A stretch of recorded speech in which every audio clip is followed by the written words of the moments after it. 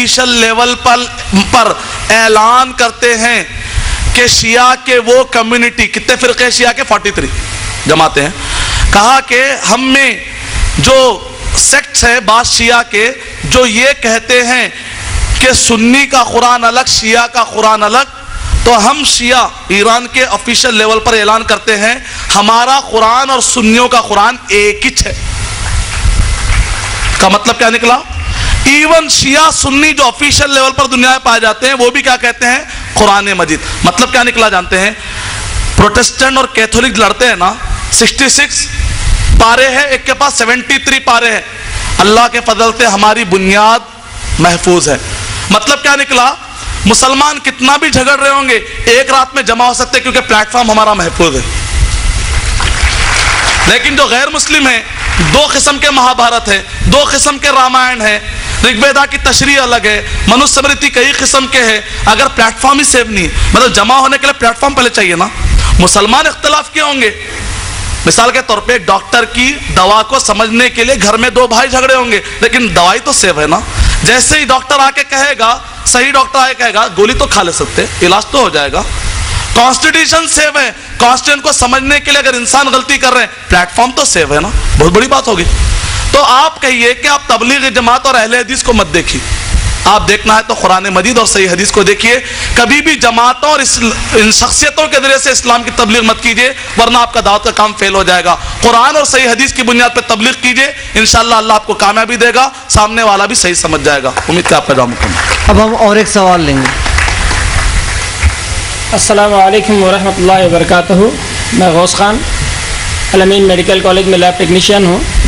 میرا سوال، آج کل جو ٹیلی ویژن پر دکھایا جاتا ہے مستقل سود لینے کے جو جتنے بھی ذرائع ہیں، بہت سارے ذرائع، بجاج الائنس کے، وہ یہ ریلائنس، بہت سارے ایسی چیزیں ہوتی ہیں اور مسلمان بہت سارے لوگ اس میں ایسے کود پڑتے ہیں جیسے کہ یہ حلال ہے. حلال ہونے کی صورت کیسے ہو سکتی ہے جبکہ اللہ کے نبی صلی اللہ علیہ وسلم قرآن کے ایسے آیتیں ملتے ہیں کہ ہر حالت میں سود کا معاملہ ایسا ہے کہ وہ حرام ہی ہے، حرام ہی ہے، حرام ہی ہے.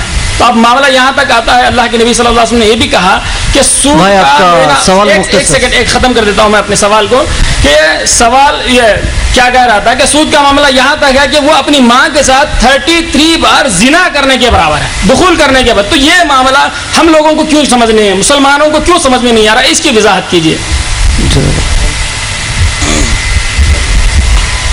وعلیکم السلام ورحمۃ اللہ وبرکاتہ. بھائی نے سوال کیا ہے اور کہا کہ سود کے بارے میں، کیونکہ میڈیا پریزنٹ کرا، جیسا کہ میں نے آپ کو کہا نا کہ 9 حملے ہیں، 9 حملوں میں سے ایک حملہ کیا ہے؟ To present Islam solution is a problem. Islam جو حل دیتا ہے اس کو پرابلم کے ساتھ پیش کرتے ہیں. اسلام کہتا ہے کہ بزنس کے اندر سود مت رکھو، تو دنیا والے کیا کرتے ہیں؟ نہیں، سود رکھتے ہیں، کہتے ہیں نہیں بھائی اس میں حل ہے.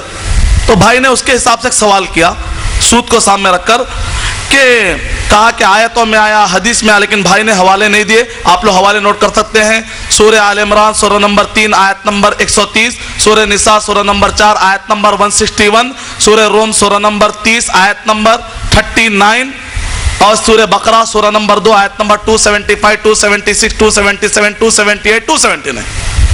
حدیث کا بھائی نے حوالہ نہیں دیا. ابن ماجہ حدیث نمبر 2272، مسند احمد بن حنبل حدیث نمبر 21545. سود حرام ہے، سود کا کاروبار حرام ہے. اور یہ چیز ایسی ہے، اس کو ایرسٹاٹل نے بھی کہا غلط، breeding of money is prohibited. Aristotle نے بھی کہا، پلوٹو نے بھی کہا، بدھا نے بھی کہا، یہاں تک کہ رگوید رگوید کے اندر بھی کہا گیا کہ سود کا کاروبار بالکل غلط ہے. اسی وجہ سے آپ دیکھیں گے تو سود کے بارے میں خود رگوید کے اندر ہی بتایا گیا، بائبل کے اندر بتایا گیا، ڈیوٹرانومی کے اندر. یعنی پورے ہم مسلمانوں کو چاہیے کہ سود کے بارے میں گفتگو کرے تو مسلمان بول کے نہ کرے، رگوید ان کو بھی لے لینا، بائبل. اب بولو سود کے بارے میں کیا بولتے، ختم آتا سود. اس کے بجائے ہم اکیلے سود کے بارے میں بتا رہے مسلمان اٹھے. مسلمان نے تمہاری مذہبی کتابوں کے حساب سے بھی ہے، یہ آپ ان کو آپ کھل کر بتائیں گے تو ایسے وقت پر بڑا فائدہ ہوگا. کیونکہ اگر آپ پڑھتے ہیں رگ وید کا بک نمبر 3 اس کا ہم نمبر 14 اور اس کی ورس نمبر 35 کے اندر سود کو کنڈم کیا گیا. اور سود ایک پرابلم ہے، اس کو لوگ ایک پرابلم ہے اس کو، حالانکہ اسلام اس کو کہتا ہے اس کے سود کے میں انوالو مت ہو جاؤ، تمہارے لیے سولوشن رہے گا، جبکہ سود ایک پرابلم ہے پھر بھی لوگ اپنا رہے ہیں۔ مثال کے طور پہ ابھی جو انفلیشن آیا ہوا ہے، کریڈٹ کرنچ آیا ہوا ہے، یا اسی طریقے سے جو ریسیشن آیا ہوا ہے، یہ سب سود کی وجہ۔ ریسیشن کا مطلب یہ مال موجود ہے لیکن خریدنے والا موجود نہیں۔ انفلیشن کا مطلب یہ مال موجود ہے لیکن بڑا مہنگا ہے۔ کریڈٹ کرنچ کا مطلب یہ پروجیکٹ موجود ہے لیکن کوئی خردا دینے والا موجود نہیں۔ فی الوقت دنیا میں پورا بازار ٹھپ پڑا ہوا ہے، خاص طور سے وہ ممالک جہاں پر پلاسٹک منی، کریڈٹ کارڈ، ڈیبٹ کارڈ کا زیادہ چلن ہے، وہ زیادہ پرابلم میں آئے۔ انڈیا اور سعودی عرب دونوں سیو ہے ریسیشن میں۔ انڈیا اس وجہ سے کیونکہ انڈیا کی کرنسی باہر زیادہ جانے کے چانسز بہت مشکل ہے، نتیجے میں سیو ہو گئی۔ اور سعودی عرب اس لیے کہ وہاں پر پلاسٹک منی کے بجائے آج بھی پیپر منی چلتا ہے، پیسے دے کر کام، لہذا وہ لوگ بھی وجہ اور سودی کاروبار ادھر بھی کم ہونے کی وجہ سے سعودی عرب میں ریسیشن کا پرابلم زیادہ نہیں ہے۔ 3 نقصانات آپ کو میں بتاتا ہوں سود کے۔ ایک نقصان یہ ہے کہ سود کا نقصان کیوں کہا گیا کہ زنا سے بھی برا گناہ ہے، کیونکہ آدمی جب زنا کرتا ہے تو اس کا نقصان تھوڑا ہوتا ہے۔ غیبت سے بھی بڑا گناہ ہے، کہا کہ اپنے سگی ماں سے زنا کرنے کا گناہ لکھا جائے گا، 33 مرتبہ زنا کرنے کا گناہ لکھا جائے گا۔ اتنا بڑا گناہ، کیونکہ آدمی جب غیبت کرتا ہے تو اس کا نقصان تھوڑا، آدمی جب زنا کرتا ہے تو اس کا نقصان تھوڑا۔ سود کی وجہ سے پورے انسانوں کو نقصان پہنچ جاتا ہے اور معاشرہ 2 میں تقسیم ہو جاتا ہے، غریب اور امیر۔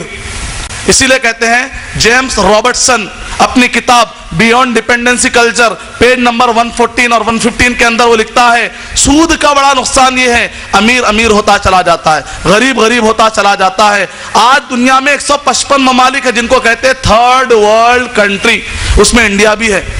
نہرو جی جب کشمیر گئے واپس آ کر انہوں نے کہا انڈیا ایک امیر زمین ہے لیکن یہاں کے رہنے والے بڑے غریب ہیں، کرپشن، سیاستدانوں کے اور سود۔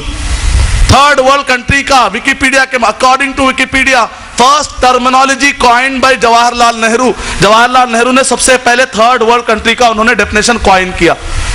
155 ممالک ہے جو سفر ہو رہے ہیں۔ مثال کے طور پہ کیسے غریب غریب ہوتا، فرسٹ نقصان کیا ہے، غریب غریب ہوتا، امیر امیر ہوتا۔ مثال کے طور پہ RBI reserve bank of India 17 March 2008 کی رپورٹ ویب سائٹ پہ جائیں گے تو آپ کو ملے گی کہ انڈیا نے فورن سورسز سے جو سود لیا ہے، جو قرضہ لیا ہے 201.4 بلین ڈالر کا قرضہ لیا ہے، اس پر انڈیا کو کتنا سود دینا باقی ہے، 16 بلین ڈالر کا سود دینا ہے۔ کب قرضہ ادا کریں گے اور کب سود ادا کریں گے؟ افریقہ کے ممالک نے جو قرضہ لیا، $1 جو انہوں نے قرضہ لیا، آج اس پر افریقہ کے ممالک کو کتنا سود دینا ہے، $7۔ کب قرضہ ادا کریں گے؟ غریب غریب ہوتا چلا جائے گا، امیر امیر ہوتا چلا جائے گا۔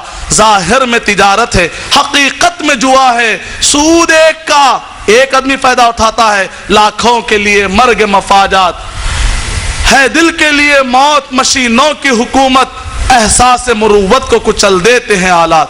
یہ علم، یہ حکمت، یہ تدبر، یہ حکومت، پیتے ہیں لہو دیتے ہیں تعلیم مساوات، یہ ہے۔ اور دوسرا نقصان یہ ہے، سود کا دوسرا نقصان یہ ہے کہ گرانی بڑھ جاتی ہے، یعنی کہ چیز کے اندر مہنگائی بڑھ جاتی ہے۔ کیسے بڑھتی ہے؟ مثال طور پہ مجھے گلاس نکالنا ہے مارکیٹ میں، تو میں کیا کرتا ہوں، یہ گلاس نکالنے سے پہلے اپنے پورے خرچے نکالنے کی کوشش کرتا ہوں۔ میں نے اس کے لیے را میٹیریل کتنا لیا، میں نے سروسز کتنے لیے، ہیومن ریسورس کتنا استعمال ہوا، ٹیکس کتنے میں نے بھرے، پیسہ کتنا لگا، خرچے میں نے کتنے لیے، خرچے کے اوپر سود میں نے کتنا لیا۔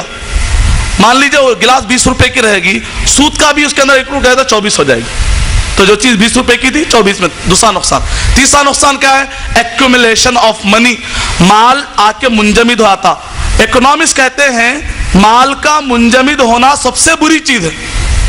مثال کے طور پہ فی الوقت پورے دنیا میں 65.61 ٹریلین ڈالر پائے جاتے ہیں۔ آپ کے سب کے جیبوں میں سے نکال کے جمع کرے پورے دنیا کے، تو فی الوقت کتنے ڈالر کی شکل میں پیسہ پایا جاتا ہے؟ 65.61 ٹریلین ڈالر پائے جاتے ہیں پوری دنیا میں۔ آپ جانتے ہیں اس میں کا جو 2/3 پیسہ ہے، سلوسین پیسہ، کتنے لوگوں کے ہاتھ میں ہے معلوم ہے؟ 50% لوگوں کے ہاتھ میں ہے۔ بول تو بات سمجھ میں آ رہی، 50% لوگوں کے ہاتھ میں بھی نہیں ہے، 10% لوگوں کے ہاتھ میں، 10% لوگوں کے ہاتھ میں بھی نہیں ہے، 1% لوگوں کے ہاتھ میں، 1% لوگوں کے ہاتھ میں بھی نہیں ہے۔